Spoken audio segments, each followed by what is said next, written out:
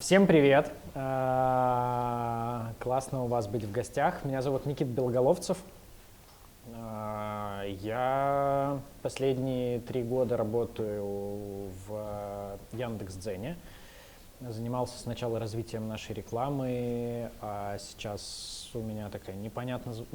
я поменял непонятно звучащую должность на...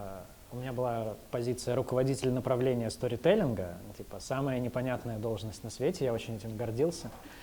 Сейчас у меня должность продюсер блогеров в Яндекс.Дзене. Типа тоже не очень понятно, но, к сожалению, как-то чуть-чуть лоск потерялся. Вот, собственно, до этого я делал сайт Мел.ФМ, крупнейший в России сайт про образование и воспитание детей, был там главным редактором, руководителем проекта. Еще чуть-чуть до этого работал на радио, на телевидении, спортивным, неспортивным обозревателем, на телеканалах «Россия-2», ТВ-центр, долго работал на «Дожде», работал на радио «Маяк», Сити ФМ и так далее. Вот, как-то так. Я даже не знаю, мне теперь что рассказывать. У меня все как-то скучно с этим. А откуда надо начинать?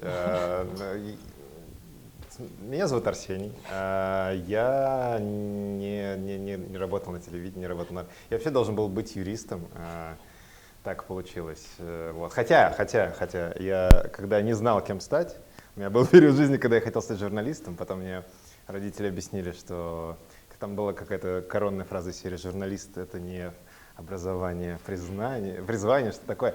Вот, поэтому я решил стать юристом, потом я пошел играть в КВН, все, юридическое образование мне разонравилось, я закончил вуз, но потом очень захотел работать в рекламе, попал в рекламу, сначала в медиакомпанию Гимленд, это большое, по сути, издательство, которое было крупнейшим в Восточной Европе, издавало кучу всяких журналов, от журнала «Страна игр» до журнала «Вышиваю крестиком», прям вот тематические.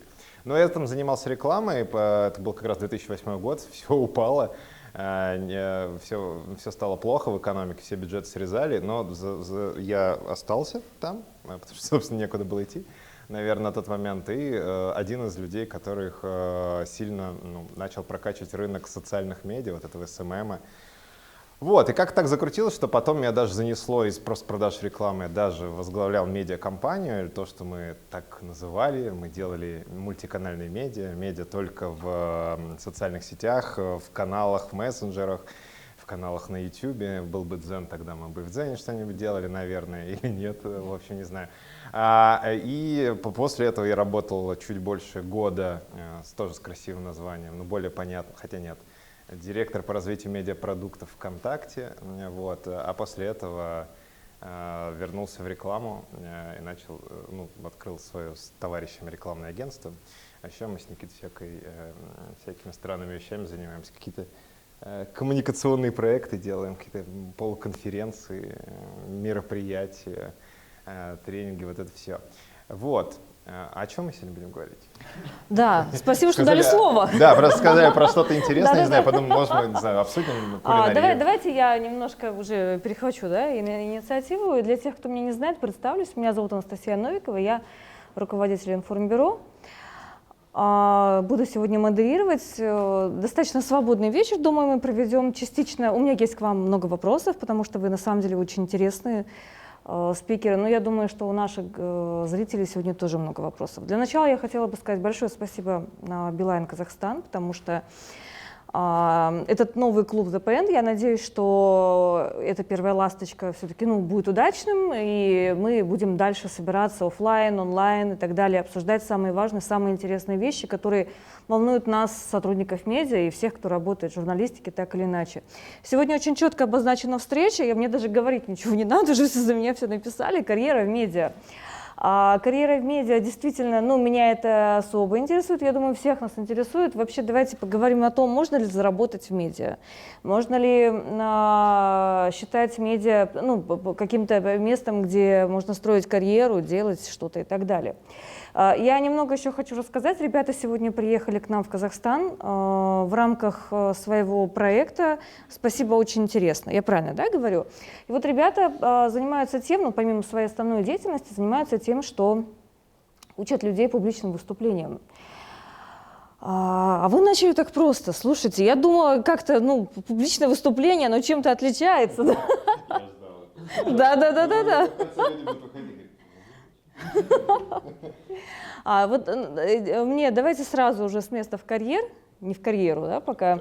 Давайте сразу начнем. Почему вообще вы считаете, что вы умеете выступать и считаете себя вправе учить других? Ну, потому что мне кажется, что когда ты доходишь до какого-то менторства и обучения, ну, это какой-то прямо уровень, ты должен для себя понимать, что да, ты это делаешь замечательно. Вот как вы к этой мысли пришли? Да. А что ты в этом сказали? А что вы пришли? Хороший тренер не должен быть. Нет, но на самом деле, ну, во-первых, если прям вот, как сказать, подходить критически, я не уверен, что чтобы чему-то учить, ты должен считать, что ты великолепен. Вообще никто ни в чем, наверное, никогда не великолепен, и поэтому можно как бы сразу заканчивать совсем. Другой вопрос, насколько ты веришь, что ты чему-то можешь научить, это уже спорно. У нас все очень простая, на самом деле, история. Мы же к этому не просто типа пришли, слушайте, а давайте что-нибудь сделаем, начнем. Мы же, ну, так получилось, что когда-то нас было трое, был еще один персонаж. Вот, его зовут Родион Скрябин, если что, для не знаю, нас снимает, может быть, он посмотрит когда-нибудь и расстроится, если мы его не помянем. Мы просто вот много сами выступали везде, на каких-то медиафорумах, каких-то конференциях, каких-то региональных митапах, я не знаю, где угодно. И в целом кажется, что мы это делали чуть-чуть веселее и лучше, чем в среднем, ну, уровень, назовем так. Там был переломный момент, когда мы были с Родионом, Никиты тогда не было, во Владивостоке, на местном медиа-саммите. И как-то, ну, там было много смешных, прям очень смешных историй. Ну, вплоть до того, что однажды Родион пришел в аудиторию, где он должен был выступать, а она была закрыта. Это происходит в кампусе университета. Вот, и мы как-то с ним рассуждали на тему того, а почему все так грустно, уныло, ну почему нельзя сделать нормально, у нас же как-то получается. И мы рассуждали за того, что типа, давай сделаем свое мероприятие, конференцию, назвали ее «Мех», ну, типа как TED, только «Мех». Придумали под это слово аббревиатуру, сказали, что это маркетинг, edutainment, humor. И, в общем, начали это делать, и показал, ну, она была довольно успешна. Это абсолютно некоммерческая история, в которой при этом, ну, в том числе, не знаю, продавали билеты, довольно благотворительность, которая стала там отраслевым и интересным ивентом в свое время. Вот, потом Никита еще присоединился, а в какой-то момент мы поняли, что, в общем, любой человек может выступать интересно, и начали этому учить. При этом важный момент, это когда вы будете выходить и обмениваться репликами на тему, что как-то они не очень выступают. Это важно понимать, что, ну, если конкретно про эту тему, мне кажется, что вообще нету какого-то идеала. Попытки всех под одну гребенку подогнать, они плохие. И, кстати, наверное, в медиа тоже, и вообще в любом чем угодно. И поэтому кажется, что основная задачка любых не знаю, там, обучений и так далее — это помочь человеку найти, не знаю, где-то себя, свой потенциал раскрыть. Потому что все равно все разные. Кто-то, не знаю, заикается, кто-то не любит говорить вообще, кто-то, наоборот, любит говорить. Никита любит махать руками, хотя пока это, ну, типа, когда он начинает, потом посмотрите. Вот. Ну, то есть у всех свое, и поэтому важно просто раскрыться. Вот. В нашем случае это просто как бы итеративно мы к этому подошли, а потом это почему-то стало, ну, более-менее где-то востребовано, не более. То есть мы как бы на себя не брали никакой там... Хотя нет, мы иногда говорим, что мы лучше других. Да. Или все. Да, очень простая штуковина. Я люблю выступать, и у меня это хорошо получается делать. Я обычно за год рассказываю штук 200 презентаций, где-то в большом зале, где-то в маленьком зале, где-то в переговорке, где-то когда у тебя должны что-то купить, где-то когда ты должен что-то продать. Ну, я понимаю, что я делаю это хорошо, с одной стороны. С другой стороны, мне нравится вместе с Арсением или с кем-то еще чего-то людям интересное рассказывать. Вот, а если, ну, как бы без рефлексии и как-то, я не знаю, в сторону там карьеры, бизнеса и так далее двигаться, я много лет возглавлял издание, ну, как немного лет, 3,5 года, возглавлял издание об образовании. И одна из, ну, мне кажется, ключевых штуковин, которые с образованием, там, неважно, школьным, вузовским, дополнительным происходят, образование там, в 20 веке, оно было очень простым. Нужно было, взять детей, тех, кто приехал в город из деревни, и обучить их минимально необходимому объему информации, который позволял без риска для жизни себя и других работать на фабрике. Ну, то есть всеобщее школьное образование, оно вот для этого получилось. Для того, чтобы стремительно урбанизировавшиеся люди, пришли в одну систему координат. И поэтому были, четкие стандарты. Был очень понятный минимум информации, который нужно было выучить, собственно, горожанину в первом, во втором поколении, чтобы работать тупо, чтобы стать частью городской бюрократии, чиновничества и так далее. Был понятный стандарт, и было, можно было посчитать, на 80% от стандарта, значит, мы выучили, мы молодцы. Сейчас стандарта нет, или он дико разный, и в целом, мне кажется, процесс более-менее любого образования, особенно образования взрослых людей, он меряется 3 метриками, очень простыми. Первое, насколько эта штуковина востребована, и она измеряется тупо в количестве денег, которые люди готовы за это заплатить. Человек готов за это заплатить, значит, востребованная штуковина. Это раз. 2, воспроизводимостью процесса. То есть, если люди приходят на 2-й твой курс или 3-й, значит, оно работает. Если знакомые людей, которые пришли 1-й раз, приходят во 2-й, значит, оно работает. 3-е, в нашем случае это важно, потому что это не основная работа, а такое хобби, чтобы ты еще кайфовал в процессе. На самом деле, эти 3 вещи, они гораздо более объективные, чем то, великий ты оратор или невеликий ты оратор. Ты, не знаю, можешь считать себя самым великим оратором, но люди как-то не хотят у тебя учиться. Значит, ты либо оратор невеликий, либо учишь хреново. Нет, ты не великий оратор, если они тебя не хотят слушать. Да. А ты можешь быть довольно средним чуваком, но почему-то люди приходят тебя слушать, а еще и готовы тратить на это время и деньги. И на самом деле, фиолетово, имеешь ли ты право или не имеешь. Хорошо, мы так уже плавно ушли от ораторского искусства к мелу, который я прям оставляла отдельно, потому что для меня это очень ценная история. Я на самом деле очень жутко уважаю Никиту за этот проект, который он сделал, мел. Мне кажется, что, наверное, любые родители, какие-то мыслящие или хотя бы думающие, что они мыслящие, да, так или иначе знакомы с этим проектом.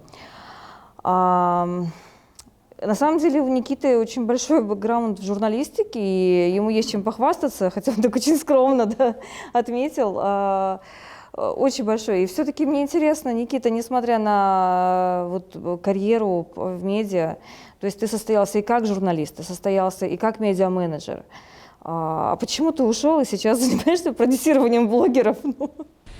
Вообще ты чувствуешь себя журналистом или уже нет? Это хороший вопрос. И дети мои, у меня их много, 3. Какое-то количество времени назад меня спросили, папа, а кто ты по профессии? Это же глупо детям сказать, я по профессии руководитель направления сторителлинга. Я просто бабушке один раз так сказал. У меня бабушка всегда внимательно следила за моей карьерой. Бабушка Галя, она слушала меня на радио, смотрела по телеку. Это очень помогает, когда у тебя есть бабушка, которая следит за твоей карьерой. Я в какой-то момент времени вел программу на радио «Маяк». Она шла в эфире с 0 до 4 утра.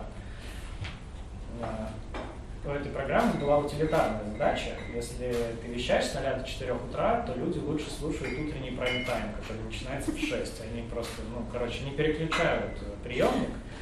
Это прям реально работает. Они на кухне просто потише делают? Да. Бабушка слушала с 0 до 4 утра, и это помогало. Когда у тебя 6 зрителей... Бабушка всегда стимулирует. Да. Просто когда у тебя 6 слушателей, это сильно больше, чем когда их 5. Рост на 20% сразу. Благодаря одной бабушке. Я бабушке звоню, говорю, бабушка, привет, я в Яндексе теперь работаю. Бабушка такая, класс, я там погоду смотрел. Кем работаешь, бабушка? Никита. Я говорю, бабушка, я руководитель направления сторителлинга.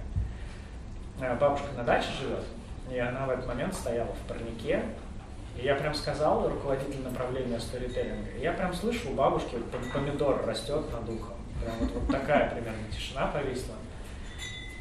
Бабушка помолчала пару минут, Я тоже помолчал, мне нечего было добавить. И бабушка так прям вложила всю надежду в вопрос, говорит, а по трудовой книжке кто? Я говорю, руководитель проектов. Он говорит, ну слава богу. Вот, короче, меня дети спросили, типа, папа, кто ты по профессии? И я как бы сказал журналист, а потом подумал, что я, наверное, не работаю журналистом уже какое-то время, потому что, наверное, если бы я делал определение слова журналист, я бы сказал, что журналист — это человек, прямо и непосредственно участвующий в создании контента. То есть как бы либо просто говорящий, пишущий, там, не знаю, снимающий, либо как-то в первом прикосновении типа руками это редактирующий. Вот, и, наверное, человек, который как бы говорит редактору, как отредактировать контент, он, в общем, журналистом быть скорее перестает. Не хорошо, не плохо, просто типа, какой-то квантовый переход случается. Почему я не работаю журналистом? Очень просто. Есть две простых причины. Простая причина. Простая причина номер один. Карьера журналиста в России очень конечна по деньгам. То есть просто есть верхняя планка зарплаты, выше которой журналист не зарабатывает денег. Вот. Журналист может или там должен становиться блогером, менеджером, пиар-директором и так далее. Но пока ты журналист, у тебя есть ограничения по деньгам. Не самое высокое. На него сложно содержать семью из 5 человек, и платить ипотеку. Это первое. Второе. Мне довольно важно не заключать с собой никаких компромиссов и быть с собой честным. Я, когда с собой нечестен, мне становится очень плохо. И я видел какое-то количество дико талантливых и не очень честных с собой журналистов. И выпивал с некоторыми из них алкогольные напитки. И проблема была в том, что я заканчивал выпивать алкогольные напитки на утро, а эти, безусловно, талантливые, но не очень честные с собой люди продолжали это делать и с утра, и следующим вечером. Подозреваю, что это тяжело. Не хотел бы так. Вот, и, собственно, какое-то пространство интересной мне работы довольно узко сократилось. Поэтому пришлось стать медиа-менеджером. Я посидел без работы 2 месяца, и меня случайно позвали быть главным редактором «Мела», и я такой, класс. Вот, это так, про образование. Это так случилось у меня. Хорошо, вот это действительно очень, я считаю, большой показательный пример, то, как вы подняли «Мел», то, что вы сделали с нуля, и то, до чего вы его дотянули и доросло. Вот как вы считаете, сейчас, конечно, там рынок Казахстана мы не будем смотреть, поскольку вы в нем, я так думаю, не очень хорошо разбираетесь. Окей, есть Россия, на которую мы все время смотрим, которая очень близка нам где-то, в информационном плане и так далее. Как вы считаете, сейчас есть возможности, есть какие-то ниши для того, чтобы сделать успешный медиапроект? И если да, то в какой сфере? Вот вы видите что-то такое интересное. И какие для этого нужны деньги и сроки? Смотри, мне кажется, что здесь ключевая штука. Буквосочетание медиапроект. Очень разные люди называют очень разные вещи. И медиапроектом сейчас Я не про Яндекс.Дзен. Модно. Смотри, то есть, давай я так сформулирую. Я сейчас не вижу на российском рынке возможности сделать медиа в более-менее олдскульном понимании, в значении того, что у него есть сайт, оно на нем продает рекламу, оно за счет этого зарабатывает и так далее. То есть, если ты начинаешь на частные деньги в чистом поле, без решения каких-то дополнительных GR, PR, меценатских задач это делать, у тебя экономика либо чудовищно долго не будет сходиться, либо не будет сходиться никогда. Вот, то есть в этом смысле повторить то, что случилось когда-то с мелом, сейчас невозможно, с моей точки зрения. Ну, то есть, типа, просто рынок другой. Почему? Во-первых, потому что, когда мы делали мел, как-то так очень точно по таймингу совпало, что большие общечеловеческие медиа, всякие там Афиша, Сноб, Village и так далее, они уже как бы задумались о существовании у людей детей, но эта мысль была для них не очень артикулирована. Мы попали в очень правильный тайминг, потому что люди, воспитанные, значит, на, там, я не знаю, телепередачах Леонида Парфенова или на журнале Афиша, им было что почитать про спорт, им было, не знаю, что почитать про кино, им было чего посмотреть про тачки. А они вдруг внезапно обнаружили, что у них выросли дети, такие типа, и у них было очень хреновое пространство выбора. Они либо должны были читать, значит, 69-ю заметку об образовательной политике в газете «Коммерсант», типа «Совет при министерстве рассмотрел вопросы правоприменения апелляций на ЕГЭ. Эксперты считают, что это правоприменимо». Ну, типа, не очень интересно это читать. Вот, либо второй вариант, это, значит, идти на форум, где мой маленький человечек, этот лучик света озаряет меня своей улыбкой и теплотой. Ударил бы с ноги за тройку. Ну, вот такой там был разговор.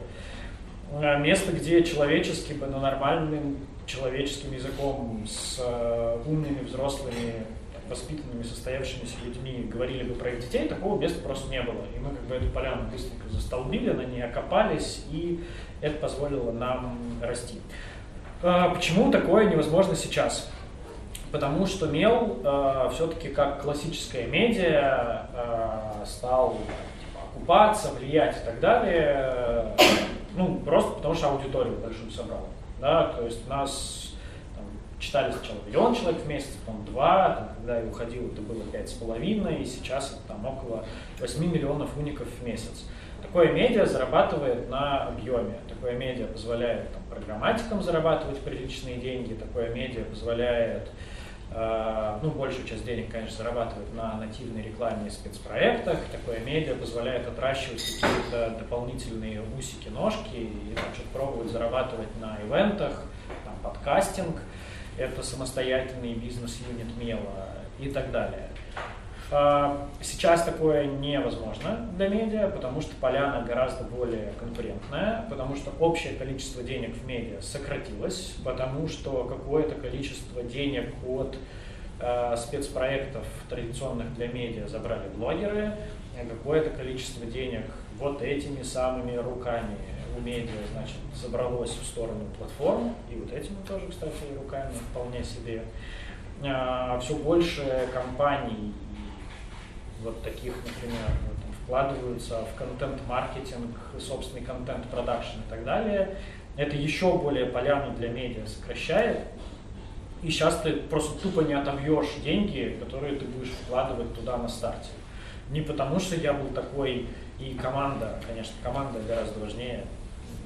Такие мы были классные, и такого больше никогда не будет. Этот Dream Team собрался один раз. Нет, ну просто изменились условия, и теперь оно просто тупо, ну, Excel-ки, вот если посчитать, там эти скучные PNL-ки, оно не сходится просто. Окей, а к Арсению тогда вопрос. В биографии сказано, ты работаешь в social media с 2009 года.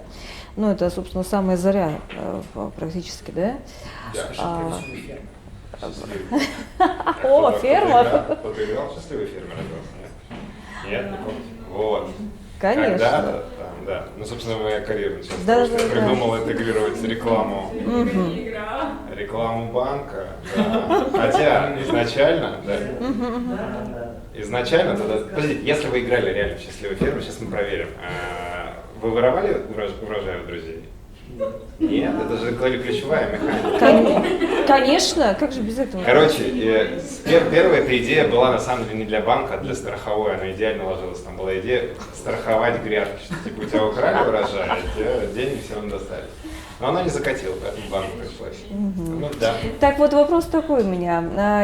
Вот я считаю, мое личное мнение, да, что Конечно, социальные сети сегодня очень большой кусок пирога съели у традиционных медиа, естественно, да, ну почему? Потому что, в принципе, сейчас людям, ну, действительно все равно, из какого источника они получают информацию. И, как правило, человек, если раньше там заходил, условно говоря, на BBC для того, чтобы узнать, что происходит в мире, сейчас человек идет в Facebook, Instagram, TikTok, в зависимости от возраста, и получает информацию там о том, что происходит в мире. Таким образом, в общем, ну, на мой взгляд, роль СМИ классических достаточно нивелировалась, очень сильно упала. Вот как ты считаешь, если смотреть вперед и в будущее, если там говорить про какие-то страшные вещи, вот глобально, есть ли у СМИ традиционных, классических, хоть какой-то шанс на выживание? Или редакции просто станут страничками в социальных сетях? Ну, мне кажется, тут очень спорное вообще словосочетание. Что такое классические СМИ? Ну, классические СМИ, где работают люди, получают деньги за то, что они идут на пресс-конференцию или там каким-то образом получают информацию, публикуют ее на специальном сайте, который предназначен для этого. То есть, ну вот обычная СМИ, там, не знаю, интернет-газета, можно так это назвать. Но ведь интернет-газета тоже когда-то была не классическим СМИ. Здесь просто безусловно. Такой, тут скорее вопрос, наверное, в другом. Может быть, типа признаком классической будет, наверное, являться некая редакция хотя бы. Ну, то есть, типа, не просто не моноблогер, не человек там, какой-то ключевой. Хотя условный Варламов это тоже, в общем-то, медиа просто очень, очень именное. Но к чему это? К тому, что вот, например, есть YouTube-канал редакции. Мы все умрем, короче, как журналисты или нет? Да нет, не все. Все нормально. Не все. Это все умрем. Да-да-да. Да нет, я думаю, что не все. Ну смотрите, мне же кажется, что, то есть, во-первых, наверное, это в целом невозможно, потому что это просто какой-то, кажется, очередной период обновления, перезапуска и так далее. Кто-то выходит уже на следующий уровень. Опять же, почему я говорю про YouTube-канал редакция, потому что по многим признакам они, в общем, работают как редакция, кажется, да. С очень понятным главредом, назовем. Он, кстати, считается главредом. Ну да. Ну, то есть это тоже очень понятный человек приходит и говорит, сейчас я вам сделаю медиа нормальное. Генпродюсером скорее. Ну, если телевизионные терминологии. Да, наверное. Ну да, хорошо. Ну, короче, он по сути приходит и говорит, сейчас я вам сделаю нормальное медиа, принесу в эти ваши интернеты. И начинает делать что-то похожее на так, по классическим более-менее канонам, просто чуть-чуть по-другому. Там, не знаю, объясняет, что такое модем людям, кто помладше постоянно. Я чувствую себя старым каждый раз, когда смотрю эти. Потому что сейчас я вам объясню, что такое дискета. Я такой, спасибо. Я на них что-то хранил даже. Вот, и по сути он делает просто плюс-минус, берет те же самые буквы, берет те же самые стандарты, просто чуть-чуть по-новому делает это в новом виде. И вот пройдет, не знаю, условно еще 5 лет, и непонятно, назовут его уже классическим медиа, когда появится еще что-то. И в этом смысле, мне кажется, всегда там, формулировка классический медиа, она тоже немножко обманчивая. Вопрос дальше, как это распределяется по рынку. Понятно, что условных там, пивоваровых редакций пока немного. Но когда-то такое было и с сайтами. Когда-то там, условно говоря, вся основная журналистика, все основные гуру медиа тусовались в бумаге. Потом они, ну, там, в телевидении, смотря какое там направление мы смотрим. Потом сейчас это куда-то меняется. Другое дело, что это еще и сращиваться начинается, потому что вроде как интернет сегодня, он как бы все это объединяет, да, то есть тебе вроде и видеокартинка, и вроде еще и текстовые форматы как-то. Короче, это ведется постоянное переосмысление, и понятно, что людям все равно нужен контент. А есть еще медиа под пейволом. Я думаю, что, ну, конечно, у всех есть еще свое какое-то профессиональное искажение, но нам же, вот нам конкретно каждому из нас, как человеку, хочется получать какой-то качественный контент, который мы считаем качественным. В какой-то момент ради этого мы готовы претерпевать условные неудобства, то есть типа неудобство не зайти в очередной раз в ленту соцсети и случайно наткнуться на новость, а пойти на определенный сайт, пойти на определенный канал, возможно даже заплатить за это денег, ну, потому что есть там медиа под paywall, за который мы готовы платить. И в этом смысле, мне кажется, такие медиа будут оставаться. Другое дело, что понятно, что сама пирамида их распределения будет такова, что в основном там, большую часть контента будут производить по совсем другим лекалам, канонам. Ну, потому что, в общем-то, возвращаясь к стандартам образования и его целям, кажется, что нету, на самом деле, потребности у 100% людей нашей вселенной в том, чтобы получать какую-то, не знаю, осмысленную, глубокую, очень отфильтрованную Вот информацию. я вижу, да. Слушай, мне кажется, что я хотел бы с тобой поспорить в постановке вопроса, потому что мне кажется, что журналистов и журналистику, простите за пафосные слова, губят не соцсети, а неправильная постановка вопроса. Классические медиа, с моей точки зрения, перестали реально быть источником информации, когда в редакциях классических медиа появились ленты информационных агентств. И неважно в виде ну, типа, терминала электронного или в виде ну, типа, тасовки, которая приходит. Ну, то есть как бы, реально классические медиа действительно были источником информации до того момента, когда больше половины информации в редакцию, ну, типа, ножками приносилось. Приходил человек и говорит, я увидел вот это, услышал вот это. Вот тогда медиа были источником информации. После того, как этот баланс изменился, на самом деле никаким реальным источником информации медиа уже не были. И мне кажется, что для тех медиа, которые хотят выжить действительно в очень сложной и конкурентной борьбе там, с экосистемами, платформами, соцсетями, и, там, неважно, это Яндекс.Дзен или Amazon Prime, очень важно понять, что на самом деле ценность медиа не в информации и не в контенте, а в представительстве и в системе ценностей. И в этом смысле человеку ну, глобально плевать, сидящий в каком офисе 20-летний новостник переписал сообщение с ленты информационного агентства. Человек готов платить там, вниманием и, как мы сейчас видим, на самом деле и деньгами. Потому что, ну, вспомните, типа 5 лет назад мы все, значит, сидели во всех конференциях или говорили, да, типа, постсоветский человек, да платить за контент, да никогда, да вы рехнулись, что ли, да у нас же тут типа мы, значит, это, халяву у нас в воспитаны крови, социализмом и так далее. А тут как бы хренак, там типа 5 миллионов подписок на Яндекс.Плюс, еще там совокупно минимум миллионов 7, ну, в российском рынке подписок на там, типа, все стриминги и так далее, и это типа не считая ну, реально миллиардов рублей, которыми исчисляются там, донейшены личные контент-креаторам просто тупо в русскоязычном рынке. Классические медиа, немножечко цепляясь вот за вот это, мы ультимативный источник информации, мы носитель экспертизы и так далее, мне кажется, ну, типа, проворонили честный разговор с собой про то, что человек покупает систему ценностей. В Меле наши читатели покупали не новости про министра образования. В Меле читатель, ну, своим вниманием платил за готовность и желание принадлежать к общности людей, которые считают, что детей нельзя бить, потому что нельзя бить никогда. Ну, то есть мы говорим про медиа как бренд, правильно? Слушай, даже не совсем бренд. Вот не совсем бренд, не совсем типа вывеска. Нет, это бренд, наверное, в глубоком смысле. Ну, конечно, бренд, конечно, как да. Вывеска, то есть и бренд, да, бренд, к правильно. которому Бренд. там хочешь приобщиться там, и так Бренд далее. Как да. франшиза. Вот здесь Starbucks внизу, ты туда заходишь, Нет. определенный кофе. Нет, не так. Бренд как, ну окей, давай так, медиа, как, не знаю, ну вот условно, как фильтр в Инстаграме, когда они были нужны. Люди готовы сказать, типа, чувак, я тебе, там, я не знаю, Афиша, Village, Forbes, Esquire доверяю. Ты как бы умеешь смотреть на мир правильнее, чем я. То, чего ты всю жизнь тренировал, это умение смотреть на мир. Посмотри, пожалуйста, вместо меня на мир и покажи мне, типа, такой мир, который я на самом деле хочу увидеть. Вот, типа, захайлайте мне все важное, скажи мне, кого мне любить, скажи мне, кого мне ненавидеть, скажи мне, против кого мне подписать петицию.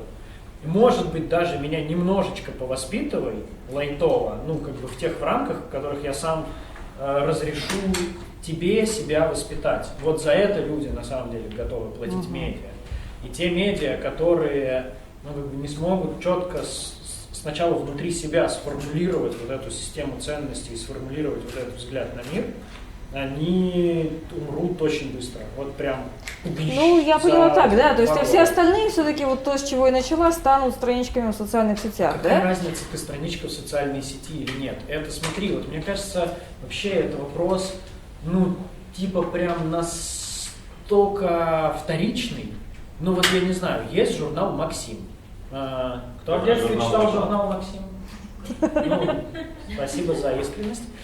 Вот, у моего брата даже, у меня есть 2 младших брата, у одного из них, знаете... Подборка? Я рано женился. Я до сих пор под стенами.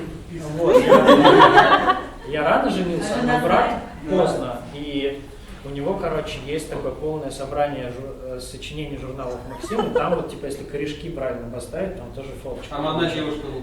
Вот, да. Я пытался собрать. Вот. А потом можно из разных летных составлять, и там... Короче, Другой смотри. выходит. Знаешь, что сейчас больше всего денег русскому «Максиму» приносит? Нет, не Ну знаю. вот предположи. Даже YouTube. YouTube. Вот, ну то есть... Из разрешенного. Бэкстейдж съемок. Ну, то есть, короче, Не, ну это опять же... смотри, это бренд. квантовый переход случился в моменте, и всем как бы фиолетово. Или такая очень показательная штука. Василий Юткин открыл школу журналистики буквально пару недель назад. И они собирали заявки. Собрали заявки 400 молодых людей, которые хотят стать спортивными журналистами. Проанализировали, что они читают. Ну, они задавали анкету, прям типа лучшее социсследование молодых околоспортивных журналистов.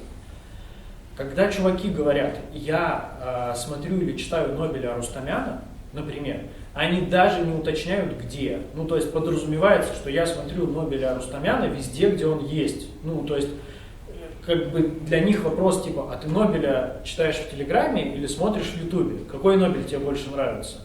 Они такие, типа, спроси еще, я кого больше люблю, маму или папу? Ну, вот, такой же, да, такой же, поэтому, смотри, вот, ну, правда, нет никакой разницы между сайтом и страницей в Фейсбуке. Это абсолютно искусственное разделение. Мы могли оказаться чуть-чуть в другой реальности, да, например, и ты бы сейчас там спрашивала, типа, ребята, а неужели все классические медиа с самописных CMS-ок переедут на WordPress? Неужели мы все когда-то будем всего лишь совокупностью плагинов в WordPress? Ну, странно же такая постановка вопроса звучит. И вот мне кажется, что как бы разницы типа между, не знаю, там, WordPress-овскими плагинами и фейсбуковскими страницами, ну, Нет, де здесь факто же речь нет. о деньгах идет. Если мы говорим о медиа как о бизнесе, то есть я именно с этой позиции интересуюсь.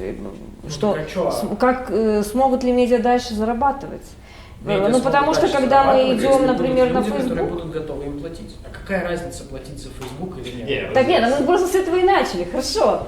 Что готовы ли будут люди платить, или им все равно, где потреблять информацию, там у любого блогера условного какого-то. Есть офигенная штука, мне кажется, вот люди, которые, я не знаю, как в Казахстане, ну то есть правда не знаю, но в России довольно много журналистов или около журналистов, ну довольно много в смысле статзначимая величина, то есть типа десятки человек живут на деньги, которые они зарабатывают в Патреоне. Вот. И там какой принцип работает? То есть человек в своем YouTube-канале, как правило, или в своем Telegram-канале говорит, ребята, если вам нравится все, что я делаю, подпишитесь на мой Patreon. И подразумевается, что типа смотрите меня где угодно, читайте меня где угодно, делайте это с той периодичностью, с которой вы захотите, но как бы если вам кажется там, типа, важным, правильным, я не знаю, там, Залина Маршинкулова, яркий пример, там, типа, если вам нравится моя бескомпромиссная на грани безумия фем-борьба, вот, то типа делайте, что хотите, $5, пожалуйста, на Patreon. Вот, и это так, ну, типа, это так все больше работает. То есть, на самом деле, как бы мы, как мне кажется, мы даже довольно быстро проскочили, ну, по крайней мере, на русском рынке остановку Paywall в остановку, ну, то есть как? Ну, типа, люди донатят Дождю, Медузе и так далее, и как бы де-факто Медуза стала там подпейвольным изданием, потому что, типа, если не будет десятков тысяч донатеров, то как бы не будет Медузы. Конечно. Под пейволом, без пейвола. Она просто пока промотаешь, тоже довольно большая. Вот, да, и... ну, Я просто, Ага. можно я приземлю? Мне кажется, Да, что вопрос про деньги, механику, где, что, он тоже важен. Просто, наверное, с позиции световой скорости Никиты, он, вероятно, хочет сказать, что главное определиться с глобальной стратегией, все остальное, типа, потянется. Понятно, что, наверное, экономика условного YouTube-канала, если мы говорим прежде всего про YouTube-канал, она немножечко отличается от экономики и вообще, не знаю, штатного расписания Телеканала. сайта. Да. Хотя и то, и другое... Нет же, конечно, не отличается. Ну, у Пивоварова такое же штатное расписание, как у, не знаю, как у Forbes KZ. Тебе не нужен верстальщик? Блин, тебе нужен монтажер, тебе нужен Да, монтажер. но отличается, потому что ты не можешь просто взять и пересесть с одного стула на другой. Тебе надо, конечно, безусловно, надо пройти некую трансформацию. Другое дело, что ты говоришь о том, что и там можно зарабатывать, безусловно. А ты говоришь о том, что это немножечко по-разному. Конечно, да. Но, типа, это вот некая трансформация, которая должна произойти с медиа, а при этом должна сохраниться, наверное, главная какая-то ключевая идея, вокруг которой она построена. Супер. Давайте перейдем к вопросам Я из зала, да, обязательно. потому что мы... Неважно. Есть у кого-то вопросы? Входим Хотелось бы по в вас спор тоже. о диалекте. Да, Да, можно я. давайте. Меня зовут Татьяна Ковалева, и у нас такая проблема, мы как раз начали пытаемся раскачать свой собственный сайт, классический, как вы сейчас пояснили, но с различными вкраплениями. Но у нас вообще нет денег. Вот сколько денег, по-вашему? Ну, потому что мы никому не продались, у нас еще нет больших просмотров для того, чтобы продаваться рекламодателям. У нас есть офигенский Facebook, который качают люди, которым нравится. Реакция от людей, которым мы ставим палки в колеса, вроде как, да, всяких частников. Но нет денег. А зачем вам сайт? Он как базовая площадка для, ну, как посадочная площадка для всех материалов. Сайт занимается, ну вот мы занимаемся, наша специфика, судебный репортаж. Типа медиазона, которую у вас А закрыта. зачем вам сайт? Ну, потому что удобно туда материалы просто заливать, они смотрятся лучше. Когда ты в Фейсбуке публикуешь материал, ну, из судебного заседания, то это получается довольно большая простыня, которую не очень прикольно читать. Во-первых, это красиво, да? Не, ну смотрите, вот мне кажется, просто я, типа, понятно, что это такой немножко риторический прием, а зачем вам сайт и так далее, но тут смотрите, какая, вот как мне кажется, история. Да, как вам удобно, садитесь, я буду долго Ходите сюда просто. Я буду долго говорить.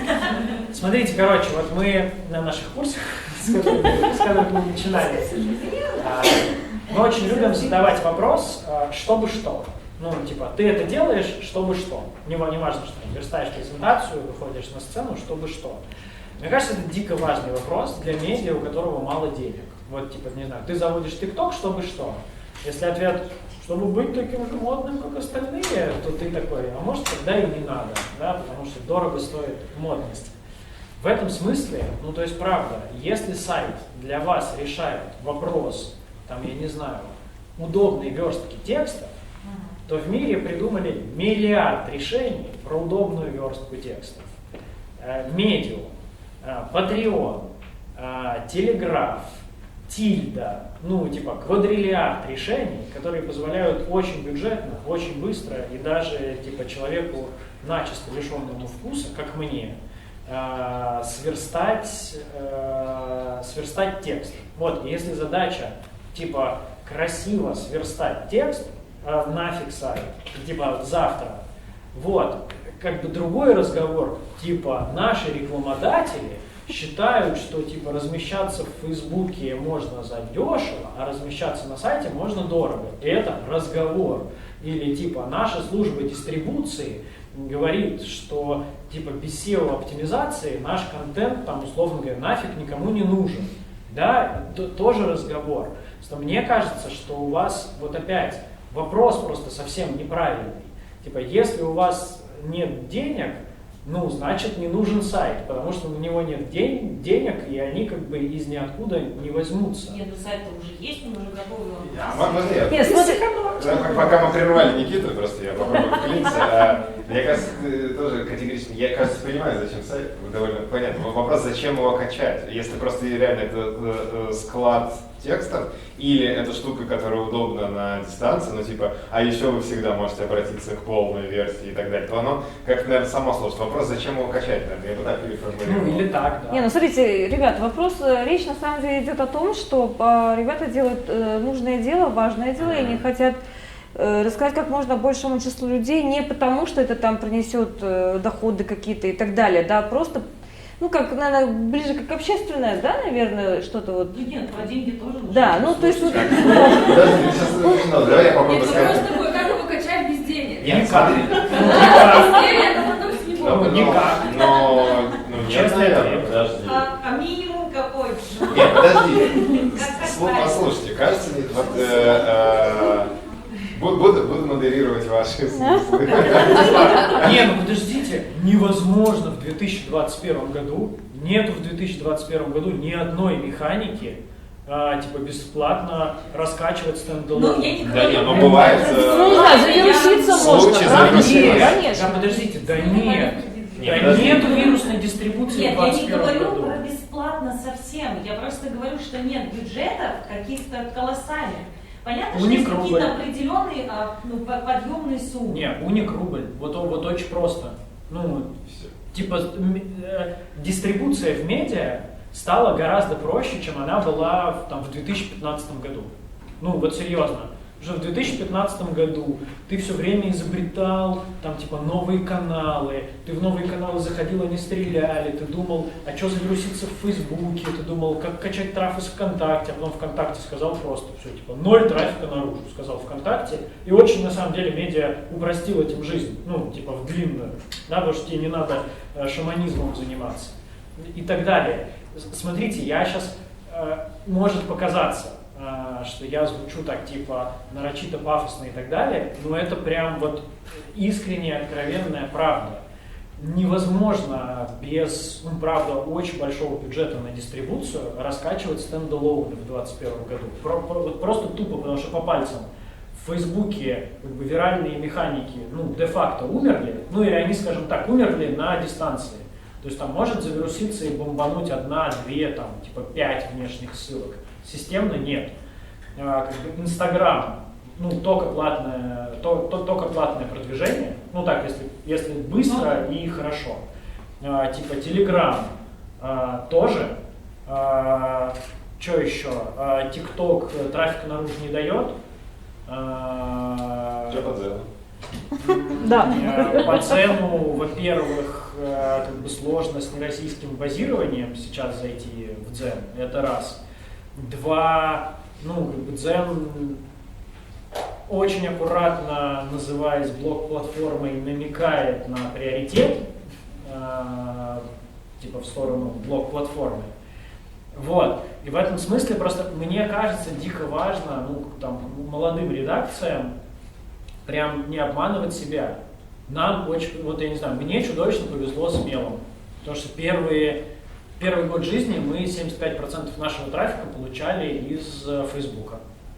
Там был период жизни, когда мы получали из Фейсбука больше 1 миллиона уников в месяц. Никит, то есть мысль такая. Со скромным бюджетом. То есть То вы есть- говорите, что вот эти площадки сайтовые, они не рабочие и нафиг сейчас не нужны, по большому счету. Они- Но намного проще с минимальным бюджетом раскачаться через какие-то Вопрос, соцсети. смотри, вопрос целеполагания. То есть если целеполагание рассказать максимуму людей важную для них информацию, то, конечно, тебе инструменты платформ дадут гораздо больше. Да? Ну, то есть просто, не знаю, тупо в Фейсбуке лучше вирусятся тексты без внешних ссылок. Да? Если true задача, честная, конечная, рассказать максимуму людей. Ну да. Если задача, не знаю, true, честная, вот там у Мела, я просто одно медиа в жизни только делал, я про него поэтому говорю. У Мела была задача типа, зарабатывать деньги рекламой и спецпроектами. Мы понимаем, что деньги рекламой и спецпроектами можно зарабатывать только на сайте. Да, поэтому задача была вкладываться в дистрибуцию, растить сайт, чтобы он там окупался, отбивался и так далее. Поэтому, ну, типа, наше заигрывание там, с Фейсбуком... И что делать в этом случае сегодня? Окей, например, стоит задача бюджетную дистрибуцию выделять. Из расчета, ну, соответственно, я думаю, что, наверное, в Казахстане типа платное привлечение чуть дешевле, чем в России. Но я бы говорил, что из расчета... Пришли. Короче, уник рубль по-русски, значит, это уник 5 тенге. Да? Вот. Все, очень простой бюджет. Уник 5 рублей. Уник, ну, 5 тенге. Уник 5 тенге. Вот. Можешь прям простую математику. Нужен тебе миллион уников, значит, тебе нужно 5 миллионов тенге на дистрибуцию в месяц. Но главный вопрос, зачем?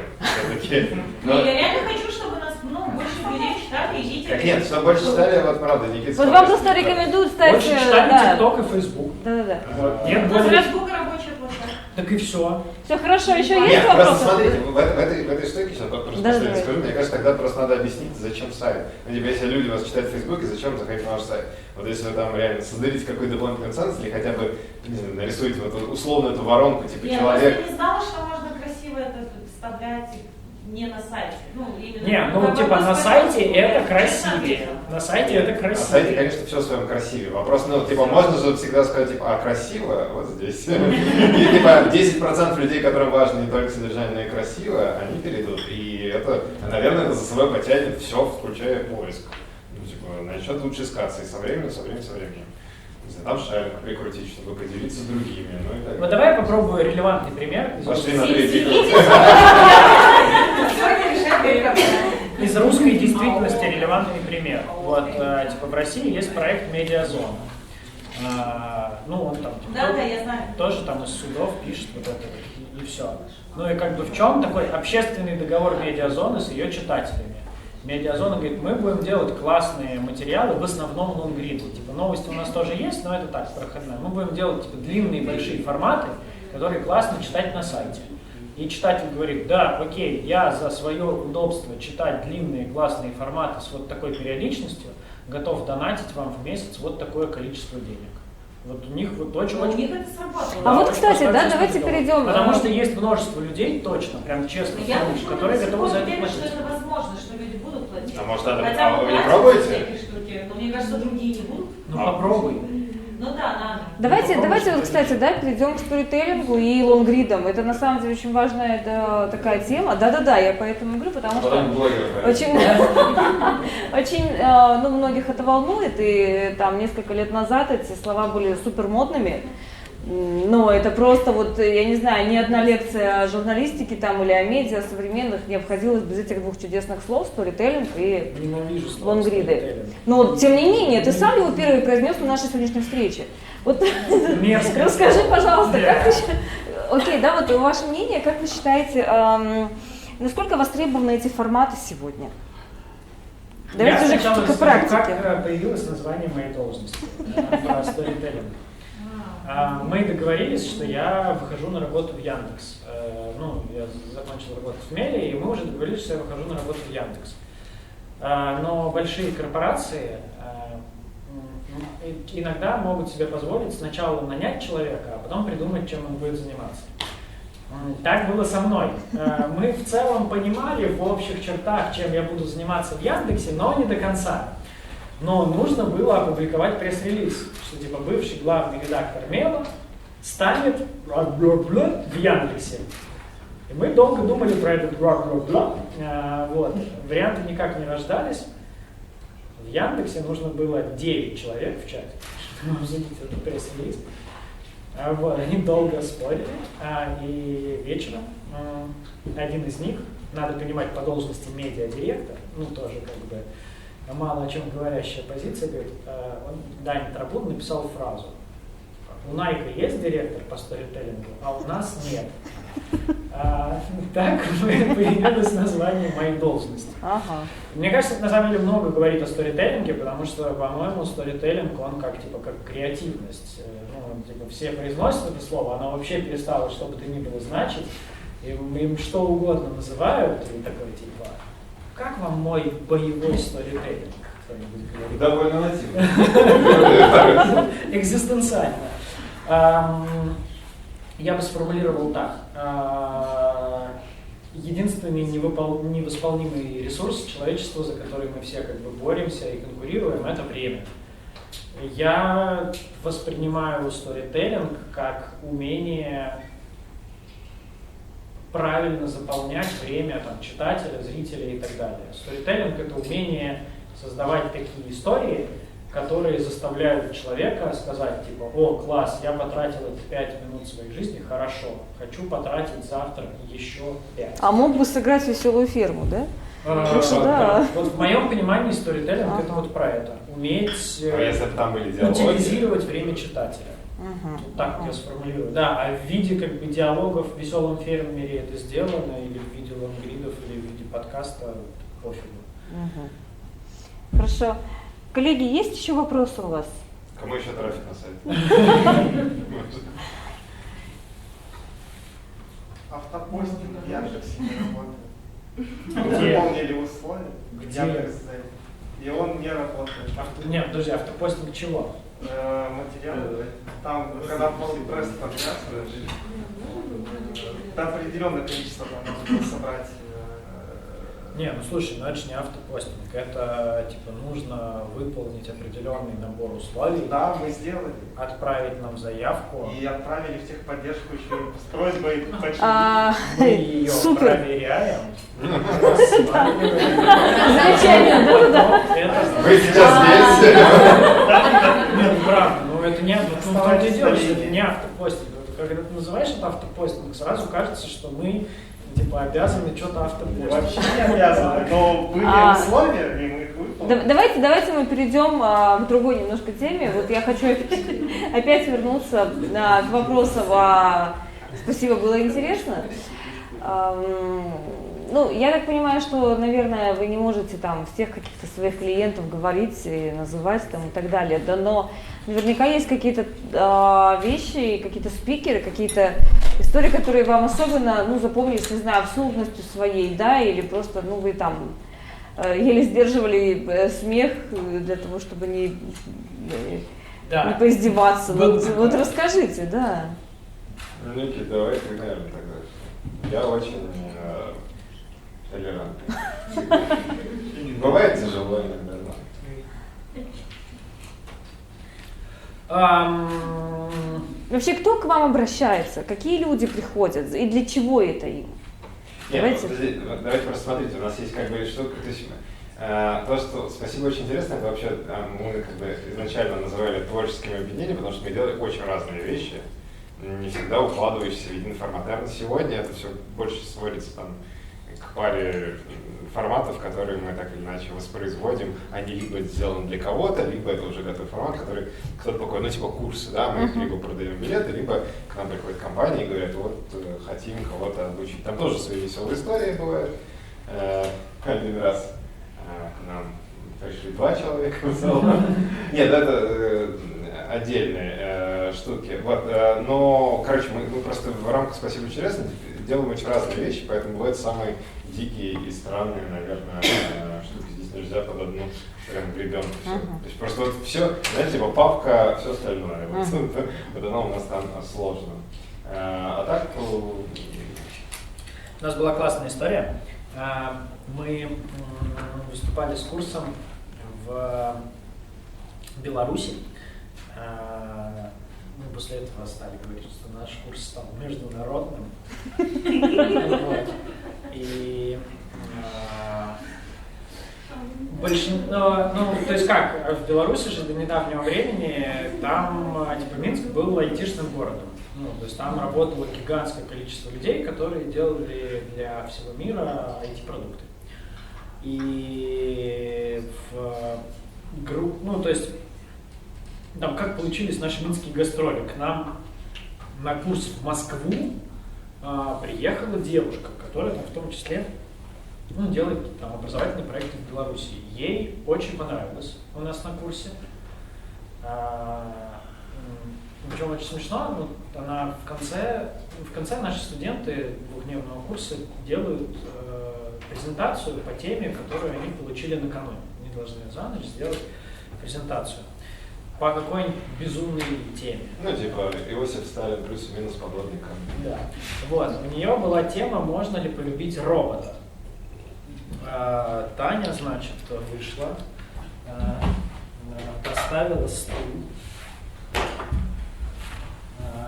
села на него вот так и, смотря куда-то вот в бесконечную даль, рассказала про то, что, знаете, искусственный интеллект уже проходит тест Тьюринга, и когда ты общаешься с совокупностью утверждений, которые проходят тест Тьюринга, можно сказать, что в том числе эта совокупность может испытывать и проецировать эмоции, и, соответственно, ты в ответ можешь тоже вот таким акцентом, она еще почему-то говорила.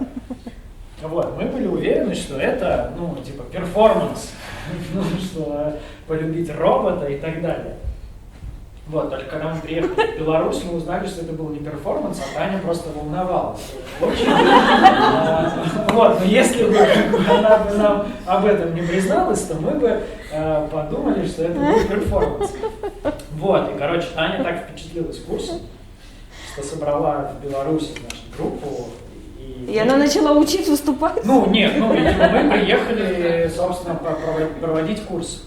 И там была немного необычная для нас группа, потому что там, типа, ну, во-первых, были почти все айтишники, и было в том числе, например, много дизайнеров, потому что, значит, в компании развивали культуру там, выступлений, презентаций, открытости и вообще коммуникации. Дизайнеры не сами в этой компании были разговаривающие с миром люди. И дизайнеров, значит, пригнали, ну так, типа полутабуном. Просто пришел HR-директор, посмотреть, как дизайнеры будут общаться добровольно. Вот. И был, короче, уже под вечер. Там типа, человек 30 защитили проекты. И выходит парень, Алексей. Вышел, очень глубоко вздохнул, прям кого-то его сейчас бить будут такой. Вообще-то я не собирался сегодня выступать.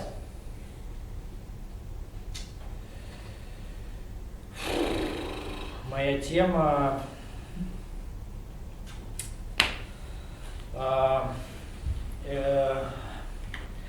хорошо или плохо, экспресс-анализ всего. Вот я не утрирую. Выступление длилось минут 25, наверное, потому что Алексею было очень тяжело. В какие-то моменты казалось, что Алексей, не знаю, он типа надолго уходил в себя. Так. Вот, коллеги его подбадривали. И он только закончил словами. Знаете, я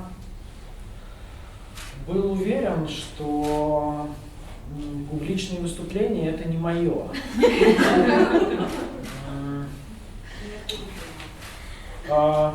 Я скорее нашел подтверждение этим гипотезам. Я не уверен, что я когда бы то ни было захочу повторить.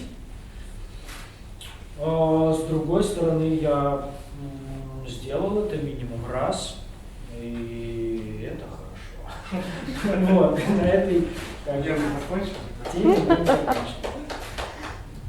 А можно вопрос? Юля, допустим, я вот сегодня сижу, всем привет, всех я, наверное, почти знаю, тех, кого не знаю, меня зовут Куралай. Здрасте. Я сижу, и вот я пытаюсь понять, о чем мы сегодня будем говорить. Нет, ну честно. Очень, просто я, например, такой человек, которому нужно вот прям четко говорить. Вот мы сегодня обсуждаем это, вот это, 3 Я обсуждаю полчаса. Я понимаю, что все мы, наверное, немножко потеряны. Почему? Потому что, когда мы говорим сейчас о карьере в медиа, нам на ум приходят всякие вообще непонятные должности, вот, например, как у Никиты, да? Вот. Есть такая проблема. Вот, у меня такой вопрос. Вот раз уж можно задавать любые вопросы, 2 вопроса. Первый. Это чем, Никита, ты занимаешься, потому что такое продюсер блогеров сегодня? На Яндекс.Дзене, да, получается? Вот, что вы делаете, вообще, как вы себе, вы отбираете себе блогеров, или вы видите блогеров, которые вроде так неплохо двигаются, у них там просмотры клевые, и вы говорите, вот, ребят, давайте мы там здесь поможем, что такое. Вот, что вы делаете? А второй вопрос я хотела спросить, вот, какие самые там необычные, странные должности сегодня существуют в мире? Потому что, ну, честно, вот я, например, журналист, который, вот просто журналист, я примерно знаю, что я делаю, и все. И когда я думаю над тем, куда бы я могла дальше развиваться, я там смотрю всякие курсы, там онлайн-обучение, там мне постоянно таргет приходит, давайте отучимся на интернет-маркетолога, там 30. Я все понимаю, что это вроде как около, все это все называется медиа. И мне вот интересно, какие сегодня самые странные должности вообще существуют? Именно самые странные?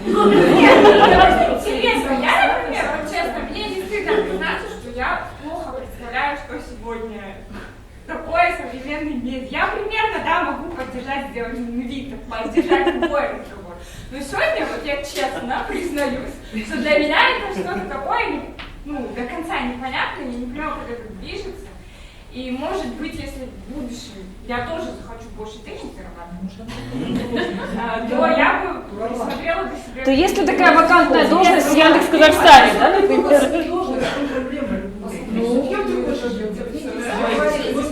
Человек газеты просто, Я в газете высвечу. Если я У меня есть Твиттер. Я сижу в Твиттере. Я думаю, что я прям правильный ответ знаю. Если медиа в широком смысле рассматривать, то самая странная должность, которая сегодня существует, это биолог. Это человек, который помогает био в Инстаграме правильно оформлять. Вот. Есть такие. Но вообще кажется, что это нормально не понимать, что такое новые медиа. Если честно, я думаю, что положа руку на сердце, никто не понимает, что такое, где границы и так далее. Те, кто говорят, что понимают, это, мне кажется, они тоже не понимают. То есть, это просто, умение такое, да. У меня сын так говорит, ты спрашиваешь, так, ему 3 года, ты спрашиваешь что-нибудь, не знаю, говоришь какое-то сложное слово, прогресс. Он такой, да, знаю, что это означает? Он такой, скажи. И вот так же, вы знаете, что такое наука? Конечно, а что это? Вы расскажите, потому что, все медиа глобально, и, то есть, не знаю, сторителлинг в рекламе, бренд-медиа, это же все, умение общаться, а на сегодня, все становится медиа, и реально все называют это тем, чем хотят, поэтому такой краткий, наверное, карьерный совет, это в том числе, либо, наверное, уметь правильно себя подавать, если вы умеете, сейчас прямо набор очень плохих слов, но если вы умеете в сторителлинг, это сильно вам прокачивает вашу ценность, потому что, как правило, вы просто сможете себя чуть-чуть лучше подать и преломить, не знаю, какие-то свои базовые умения, складывать буквы в слова в предложение во что-то связанное, желательно более-менее интересное, можно преломить к чему угодно на самом деле, и это прямо магически. Нет, конкретно смотрите вопрос, да, куда податься журналисту в новых медиа, чтобы зарабатывать денег? Да, вот давайте, да. Не, подожди, тут разные могут быть заходы, ради чего? Чтобы заработать много денег или чтобы, не знаю, реализоваться в чем-то? Если реализоваться в чем-то, то вопрос, чего хочется. Если много денег, то надо просто изучать конъюнктуру рынка, не знаю, сейчас у нас, не знаю, все хотят делать бренд-медиа, значит, надо делать бренд-медиа, например. Или Я поспорил с тобой в постановке А это вопроса. Тинькофф журнал? Да, Тинькофф журнал, да. Смотри, я тут недавно нанял человека на работу, буквально во вторник, и перед тем, как я его нанимал, у меня был разговор с HR. Она такая, Никит, мне просто для отчета, мы уже решили, что мы нанимаем, мне для отчета нужно, расскажи, чем Гриша занимался в последнее время. Я говорю, Гриша ведет телеграм-канал «Мужчина, вы куда?», записывает подкаст про новую мускулинность. Последнее место его работы было медиадиректор медиа-артели Мамихла Пинатана. До этого он был главным... Да, поэтому там раньше Григорий был главным редактором сайта «Батенька Давыд Трансформер». Вроде что-то делает на РБК, но это не точно, возможно, будет отпрашиваться с работы. Вот, Катя на меня посмотрела и сказала, типа, и мы за это заплатим, неважно сколько, много рублей. Ну, много, ну, короче, там, типа, много тысяч российских рублей. Вот, и Гриша, когда постил пост о работе в Яндексе, он, ну, такую мысль сформулировал, она мне очень понравилась. Он говорит, что, типа, классно, вот смотрите, я не до конца понимаю, там, чем я буду заниматься, вот, но мне как бы нравится, ну, то, что мне предстоит, потому что меня, типа, на работу позвал Никита Белоголовцев, который последние несколько лет довольно успешно работает Никитой Белоголовцевым. И, ну, типа, простите, там хвастливо звучит эта фраза, но мне кажется, что вот как раз ключевая штука в карьере в медиа, в современной, что тебя все реже покупают на набор функций, которые нужно сделать. И человека, который хочет зарабатывать много денег, никогда не покупают и никогда не нанимают на решение практической задачи. Ну, типа на решение ежедневных задач. Человека, который хочет зарабатывать, ну, типа там, я не знаю, больше 150 тысяч российских рублей, ну, в русских медиа, на русском рынке, нанимают в двух случаях. Либо его нанимают под выполнение каких-то достаточно амбициозных KPI, ну, то есть ему просто говорят, типа, дружище, через полгода, там, я не знаю, посещаемость нашего сайта должна вырасти в 1,5 раза. Ты назначаешься нашим директором по дистрибуции. Или, дружище, я хочу, чтобы у меня к концу года была лучшая линейка специальных корреспондентов в русских медиа. Поэтому там, я назначаю тебя там, отделом, ну, там, руководителем отдела корреспондентов. Да? Ну, то есть человеку ставится задача, измеримая, которую он решает. Это первый сценарий.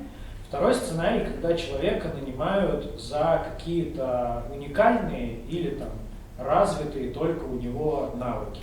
Ну, я не знаю, там, я нанимал Гришу за очень толстую записную книжку, за умение классно работать с текстами, за умение при этом истории, ну, вот, фронтменить. Расскажешь, типа, у нас теперь Гриша Туманов работает и отзывается, ну, там, типа, в том числе за это. И это некоторый уникальный набор навыков, типа, в таких ситуациях, ну, в моем понимании, на рынке не встречающийся, да, поэтому, типа, если бы я нанимал человека, не знаю, там, звонить авторам и редактировать их тексты, я бы заплатил, ну, реально, на 100 тысяч рублей меньше, чем я сейчас заплачу.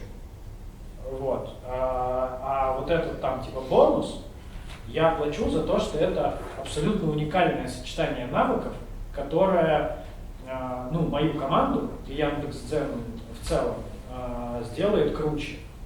Вот. В этом смысле в медиа, мне кажется, вот, типа, квантовый переход наступает, когда ты, ну, то есть ты получаешь сравнительно мало денег, когда тебя, не знаю, нанимают, типа, новостником или там, не знаю, там, корреспондентом светской хроники, например, да, ну, то есть с каким-то понятным функционалом ты, типа, пишешь, там, условно говоря, там, 3 новостных заметки в день, там, 4 фичера в неделю, вот. В момент, когда тебя, как бы, нанимают, потому что ты классный, ты начинаешь, ну, драматически больше денег получать. У меня вот есть пример, я им очень горжусь.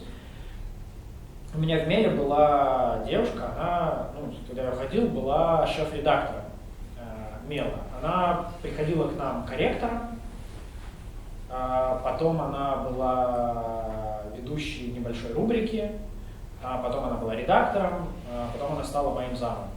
Это был единственный удаленный в Меле сотрудник. Алена жила и живет в Кургане. Она, мы любили шутить, что это единственный шеф-редактор, которого в редакцию носит на руках, потому что Алена не может подниматься по лестнице. И я ее, правда, носил на руках в редакцию, потому что она у нас была на 2-м этаже. После одного праздника я чуть не уронил Алену, это было опасно. У нее типа врожденная хрупкость костей, таких людей нельзя ронять. Было страшновато, я аж протрезвел. Вот. Когда Алена решила уходить из Мела, мне написало какое-то количество моих друзей и знакомых, в том числе Сева Киров, директор по развитию Пикабу. И он спросил, типа, а что Алена умеет? Я говорю, ну, Алена умеет вот это, она там сильна вот в этом она может прокачаться, вот тут у нее есть амбиции. Ну, я еще раз говорю, Алена это типа инвалид-колясочник из Кургана, который за 3 года до этого за 15 тысяч рублей устроилась корректором в Мел. Ну, то есть у нее прекрасная карьера случилась в мире. Да, да. Алена в Пикабу устроилась на должность Head of Content Пикабу. Типа, что Алена делает, непонятно из должности. Ее стартовая зарплата в Пикабу превышала ее стартовую зарплату в Меле, ну, там, больше, чем в 10 раз. Так случилось, потому что я нанимал Алену как корректор, а Сева нанимал Алену уже как Алену. И вот, типа, сложно сказать, чему Алена научилась. Это были очень разные умения. То есть фишка не в том, что нет волшебной пули, типа сходите, ну, то есть в чем ошибка? Типа сходите на курсы, не знаю, там, биологов, да, и вы там научитесь заполнять био в Инстаграме, и ваша там, типа, рыночная стоимость вырастет на 10%.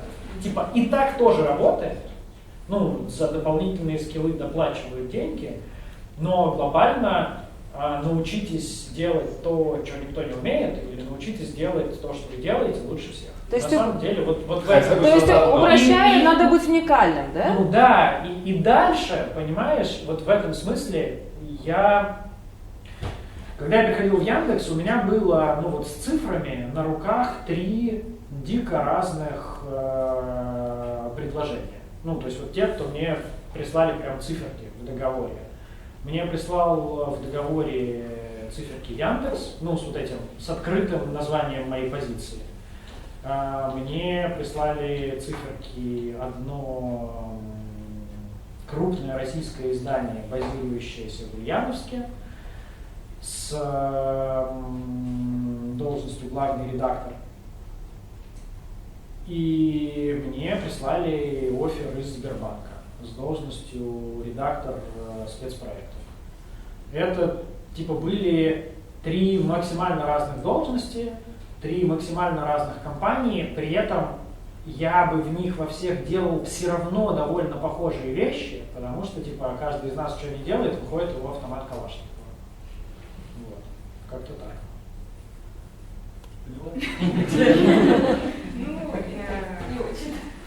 Я просто поняла, что это больше похоже на импровизацию, то есть ты приходишь, только я не понимаю, например, вот если ты менеджер, как ты ставишь задачи, KPI?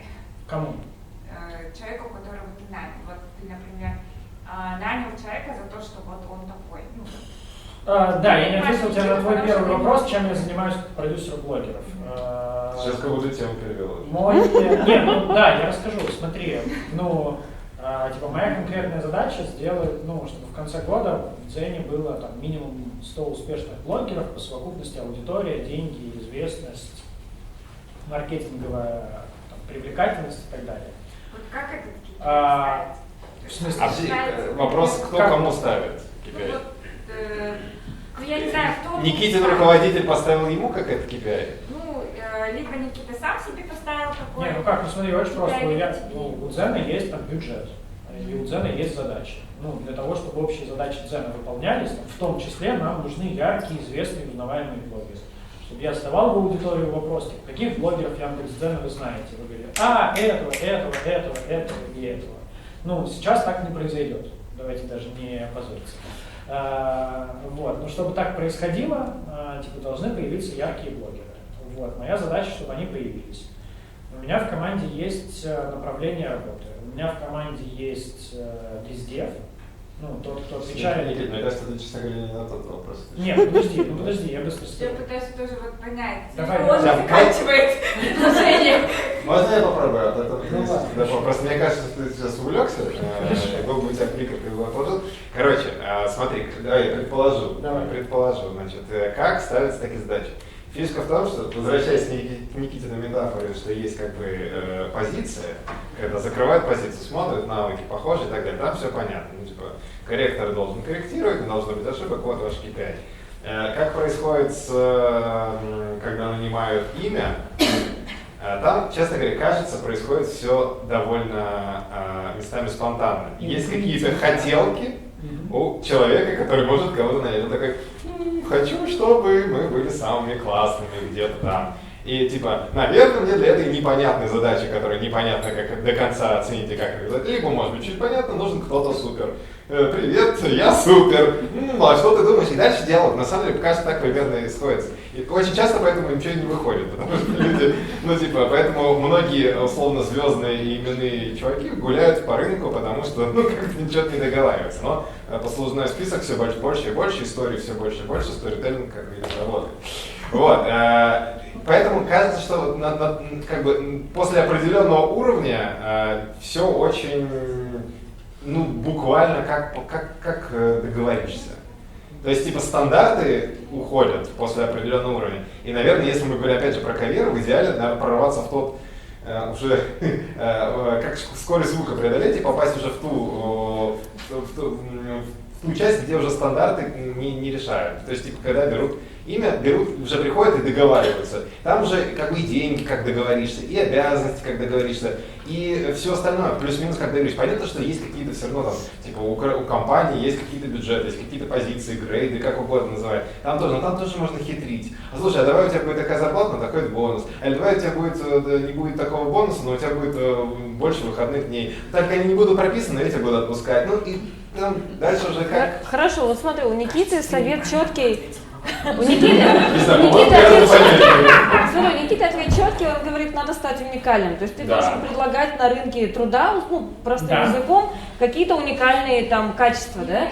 Что-то есть к этому добавить? То есть какой-то вот секрет, что еще? Нет, просто узнать, как это вот внутри происходит. Вот тебя наняли за имя, да? И перед тобой же какую-то задачу ставят. Но прикол в том, что человеку, который тебя нанял, наверное, тоже сложно поставить перед тобой задачу, потому что он тебя нанял, скорее всего, чтобы ты сам ему рассказал, что он По-разному, слушай, все очень по-разному. Ну, то есть все очень по-разному. Вот моя последняя работа появилась, когда Дзен понял, что нам нужны яркие лица, которые будут восприниматься лицами Дзена. Но у вас глобальная задача конкурировать с какими-то блоговыми площадками, видимо, да? То есть именно же в этом суть, правда? Да, стать топовой блоговой площадкой. Вот, ну типа появилось понимание, что нужны эти лица. Яндекс походил по рынку, кто бы мог стать этим человеком. Такого человека снаружи быстро не нашли, такие, о, блин, у нас же есть Никитос, он же... Сторителит. Да, он же типа может быть, это может сделать. Мы поговорили, мы сказали, Никитос, хотим вот это. Я сказал, ну давайте попробуем. Мы договорились про цифру 100. Она на самом деле с потолка возникла, потому что могла быть цифра 50, могла быть 150.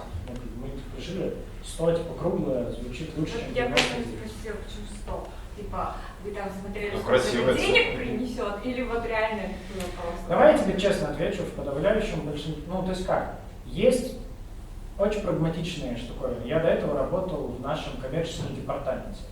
И там, ну, план на год продавцам, он ставился, типа, в целом про подсчет.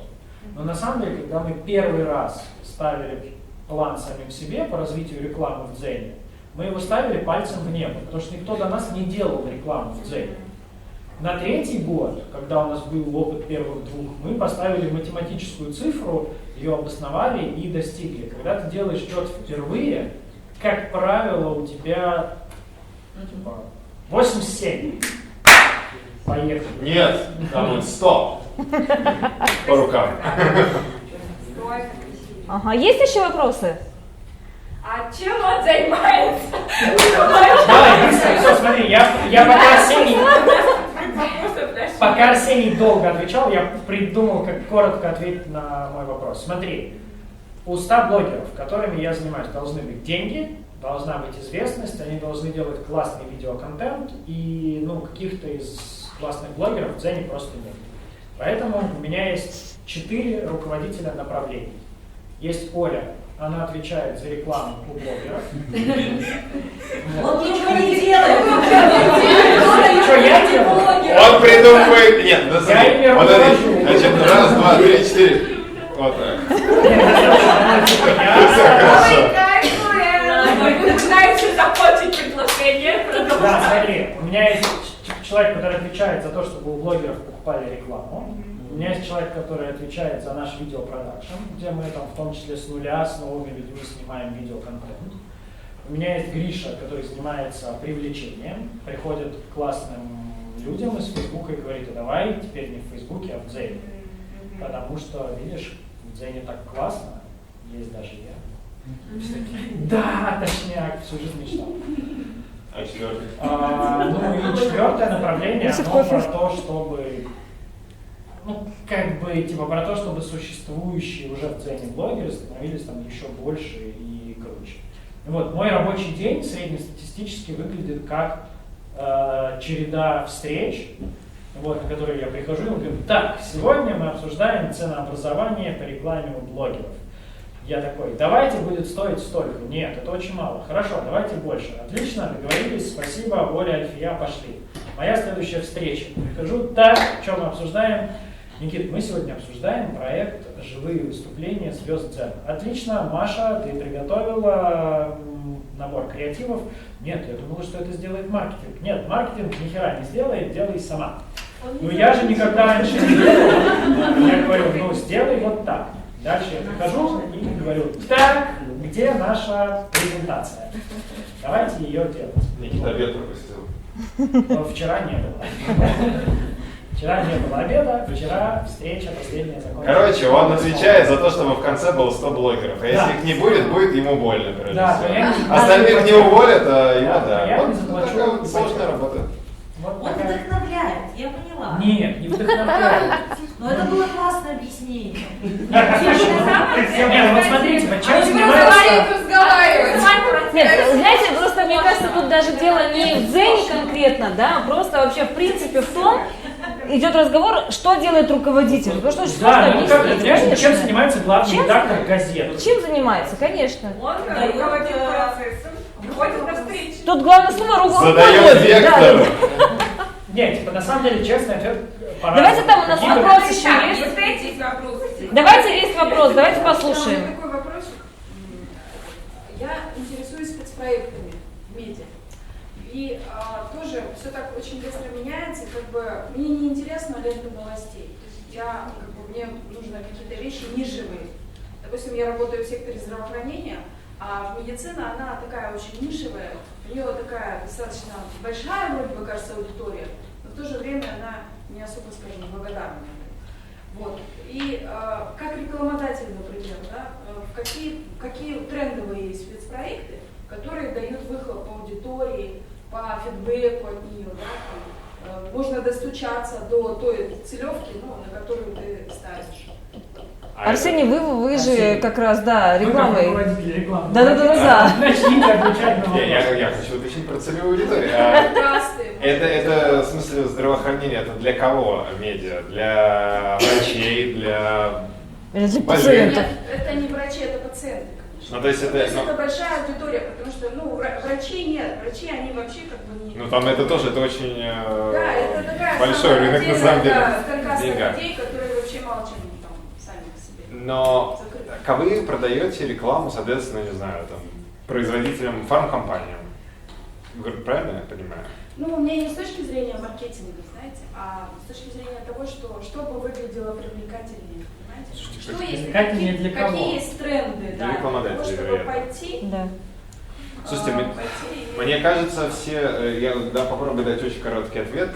Мне кажется, что привлекательно выглядит то, о чем сейчас говорят. То есть, смотрите, все ну, я очень упрощаю, но на стороне любого рекламодателя, того, кто покупает рекламу, сидят люди. И они, не знаю, также, не знаю, там у них дети смотрят ТикТок, и они такие, да, ТикТок сейчас на взлете, или лайки. Ну, я не знаю, что типа, бабушка сидит в Дзене, значит, и поэтому я говорю, да, я знаю, и им точно для этого... Вся семья. Конечно, да, у тебя. Ну, короче, то есть люди также подвержены определенным стереотипам, не знаю, поэтому бывает прямо откровенно пузыри, типа все в индустрии или наш гендиректор увлекся чем-то, и поэтому мы считаем, что это важно. И задача, наверное, как мне кажется, если вопрос формулируется, типа, а что сейчас будет привлекательно? Привлекательно будет то, о чем изначально рекламодатель думает. Если вы сможете завернуть какой-то свой формат под этим соусом, пожалуйста, почему слово второе нелюбимое и во многом неправильно применявшаяся нативная реклама стала такой популярной, потому что в какой-то момент начали говорить на конференциях, нативная реклама гораздо круче. И нативную рекламу можно продавать в 2 раза дороже, и поэтому все говорят, да, наша реклама очень нативная. Я помню, что где-то в «Комсомолке», в российской газете, где нативная реклама, там была какая-то очень дикая история, что появился что-то поздравление Трудовой партии Северной Кореи, или что-то, короче, какая-то дичь просто откровенная. И главред назвал это нативная реклама. Просто типа использовать. Поэтому просто на самом деле привлекательно то, что вы сможете. Что ты придумываешь? Вам нужно в то, что в голове у рекламодателей созвучно с тем, что да, это сейчас То есть уже идти со популярно. своей идеей, да? Ну, в идеале, да. Но вы просто Нет, приходите... все-таки понюхать надо, посмотреть, куда дует ветер, да? То есть речь идет о чем? Смотрите, человек спрашивает, в какой сфере можно заработать и, ну, куда идти, делая какие-то спецпроекты. И, наверное, просто речь идет, вот вы пытаетесь объяснить, что надо посмотреть, куда дует ветер, и туда, в эту сторону двигаться, да? Даже вот эти лонгриды, да, они очень трудозатратные, но мне кажется, там, ну, аудитория такая достаточно очень. Вот, знаете, пример приведу отлично. В какой-то момент, не помню, кто это сделал первым в российских медиа, стали маскировать рекламу, по сути, баннеры рекламные, как будто бы начали делать прямо в лентах, ну, на сайтах начали делать как окошечки сторис Инстаграм, вернее, как кружочки. Типа кликаешь на них, а там реклама, ну прям натуральный баннер просто на весь экран. Но этот формат был дико популярный, его типа продают все таки. Потому что селзы приходят и говорят, у нас появился новый рекламный формат, да, чем вы нас удивите? У нас на сайте появились сторис, смотрите, так же как в Инстаграме. О, да-да-да, это интересно. То есть на самом деле, ну, типа, взяли вертикальный баннер, назвали его по-другому, сказали, это как у них, и это точно популярно. Может быть, надо, не знаю, свой ТикТок. Вы слышали, что сейчас ТикТок? Да, вы слышали, конечно. Вот у нас внутри появился ТикТок. Или вы слышали, что сейчас подкасты? Конечно, мы слышали. Вот у нас есть подкасты. А еще желательно купите к ним очень много баннеров, потому что все известно. Чтобы было совсем нативка. И все это вместе будет комплексный, нативный сторителлинг. Да, но на самом деле, если мы сейчас, если мы цинично говорим про форматы, это примерно, мне кажется, вот, ну, плюс-минус так. Все поняла, спасибо. Ну, нативная реклама, да, просто у меня есть что сказать по этому поводу. Я до того, как работаю вот сейчас в информбюро, руководила очень крупным международным, ну, в Казахстане, да, изданием деловым. И это вот было, знаете, допустим, банк дает рекламу, говорят, так, окей, да, заголовок. Ну, знаете, нативно. Ну, например, банк стал номером 1 в этом-то опросе, да? Очень нативный заголовок. Это нативно, потому что нет Конечно. звездочки, где ссылка на исследование. Ну, типа это редакционный материал. Конечно. Ну, да. Такое так бывает. Вообще, вот если говорить о рекламном рынке, то, что сейчас происходит в России, да, и если смотреть, ну, на какие-то там доли условные, если мы говорим про то, что Никита не любит делить на медиа и social-медиа, да, как я это люблю делать, куда денег сейчас утекает больше и насколько больше? Как меняется картина? Да это же невозможно посчитать. Смотря в какой формат. Нет, ну то есть вот просто смотрите, типа инстрим реклама внутри видоса Comedy Club, который размещен на их странице в Фейсбуке. Это типа что? Это телереклама? Это social media? Это social. Почему? Или это онлайн-видео? Я так думаю. Это как... Не, ну типа окей, а реклама внутри видео Ильи Варламова, размещенного в Фейсбуке, это блогер или social? Вы специалисты, вы мне расскажите. А это кто как посчитает? Нет, так это, смотри, фишка же в том, что каждая платформа считает так, как ей Удобно. В этом смысле, как мне кажется, есть какие-то базовые подсчеты, которые очень сложно сфальсифицировать. То есть есть, например, подсчеты по времени. Вот ты можешь там тупо померить, где россияне провели больше времени, в Инстаграме или в Ютубе. Это относительно честный подсчет, то, что ты меряешь в одной единице измерений. Потому что если ты их будешь мерить в пользователях, в подписках, в просмотрах... Нет, давайте мерить в деньгах. Вот смотри, например, я рекламодатель, да, я прихожу и говорю, смотрите, ребята, у меня есть $100, это мой бюджет. Я, как рекламодатель, хочу, смотри, да, если например... $100 только на Google Ads, потратить больше не Что я, например, там хочу как рекламодатель там 50 отвести в телек классический, потому что для регионов, да, там 20 интернет-издания, там 30 социальные сети, ну как-то вот так вот, да. Вот если вот так вот делить пирог в целом рекламы. Мне кажется, что... Так не надо просто... Да нет, мне интересно, как распределяются фактически деньги. Ну как, Я не к тому, что я приду к вам с рекламой нет, с $100. Нет, в смысле, типа, в интернете уже больше, чем в телеке. Типа, на радио очень мало, в печатке очень мало. Есть еще такой важный момент, это не очень, эти цифры, к сожалению, например, мы сейчас скажем, что значит, в соотношении 3 к 2 у блогеров больше, чем у медиа. Это ничего не даст по одной простой причине, потому что это не определит, ни нужно ли идти, значит, к блогерам или к медиа, потому что это очень зависит от твоих задач как рекламодателя, не дает тебе информации, нужно ли тебе становиться блогером или медиа, потому что, строго говоря, блогеров просто может быть миллион, и поэтому между ними все ровным слоем распределилось, и кто-то возвышается один в середине, а может быть меньше. То есть, на самом деле, кажется, что это все довольно лукаво. Глобально тренд-то понятен, что, конечно, блогообразные форматы, даже влогообразные форматы, они растут. Ну, просто, и многие медиа, как возвращаясь, к примеру, с журнала «Максим», становятся влогообразными форматами. Тот же самый Варламов, упомянутый, он начинал исключительно как пишущий ЖЖшник, автор, а сейчас, в общем, в основном его многие уже воспринимают исключительно как YouTube-блогеры или в основном. Ну, большие категории населения, скажем так. Поэтому здесь, да, глобальный тренд, понятно, туда, куда-то во все новенькое, но это не определяет ни для рекламодателя, ни для усредненного, не знаю, специалиста, не делать однозначный выбор, что надо идти туда или не туда. Все очень зависит от условий. Видео растет, типа перформанс растет, ну потому что вся реклама должна тебе какой-то измеримый результат давать. Ну, форматов. Чего? Что такое перформанс? Представление какого-либо. Смотри, короче, если очень просто, это прям штука, которую меня как раз в Яндексе научили, и я теперь могу с умным видом это говорить. Если прям совсем просто и совсем черновое, реклама делится на два типа.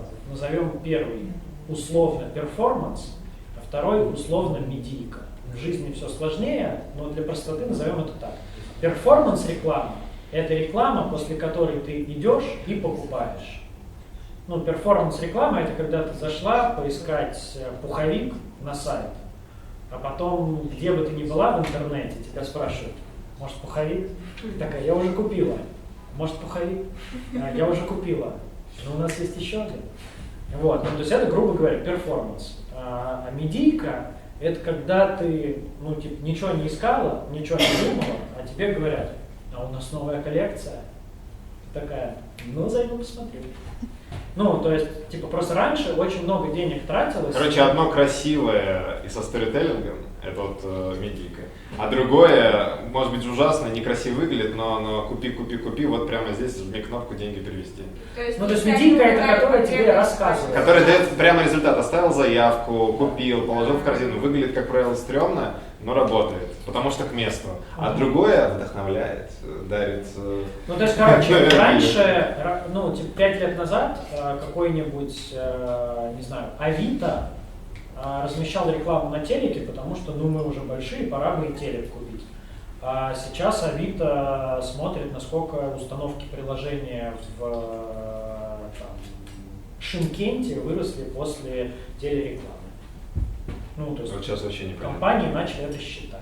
А, ты про это. Ну да. Просто деньги давали просто так. Короче, чтобы, да. потом стали- Да, рекламу, на которую просто давали деньги, сейчас гораздо меньше. Но это вот тоже важный момент, это тоже ничего не определяет, потому что, не знаю, там, сколько угодно могут биться в истерике продавцы крупнейших блогеров, рассказывая, что после рекламы у нашего блогера продали 15 тысяч квартир, 800 мерседесов, покупают их.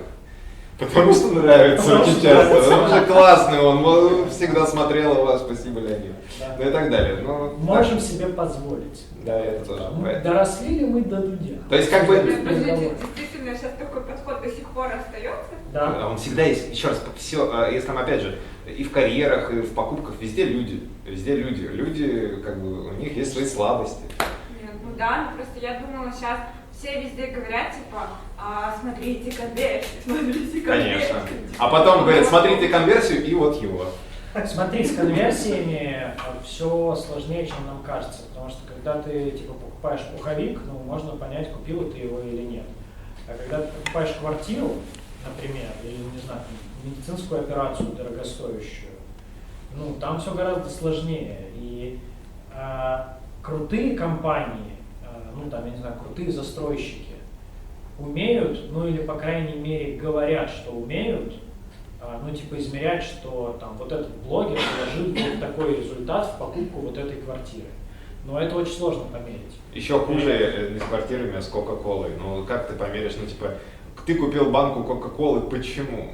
Ну, по совокупности. Где ты видел этот логотип миллион раз в определенных коннотациях, и в какой-то момент тебе захотелось.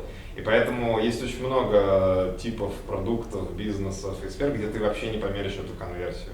Ну, то есть, как бы ты по итогу видишь, все равно остается вот эта история, что в рекламе половина денег работает впустую, но мы не знаем, какая именно.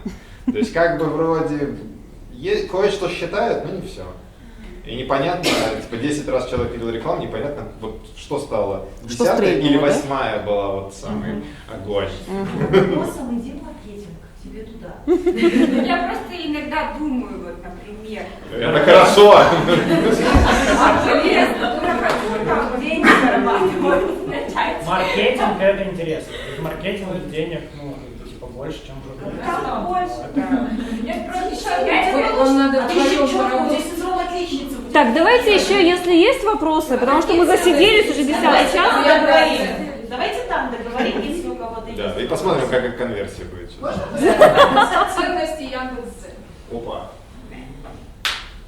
Отличный вопрос. Следующий. Нам очень важно, чтобы люди могли с помощью нас созидательно проводить время в интернете и открывать что-то новое. Нам очень важно... Мы алгоритмическая лента, да, в которой люди могут видеть не только то, на что они подписаны. И мы можем открывать человеку одновременно и какие-то новые для него увлечения. Вот, типа рассказать мне, что такое индийские отжимания. Вот я раньше не знала, моя жизнь обогатилась благодаря этому, с одной стороны. А с другой стороны, позволять мне бесконечно много читать про Древний Рим в моем любимом канале SPQR. Мы блог-платформа, построенная вокруг увлечений людей.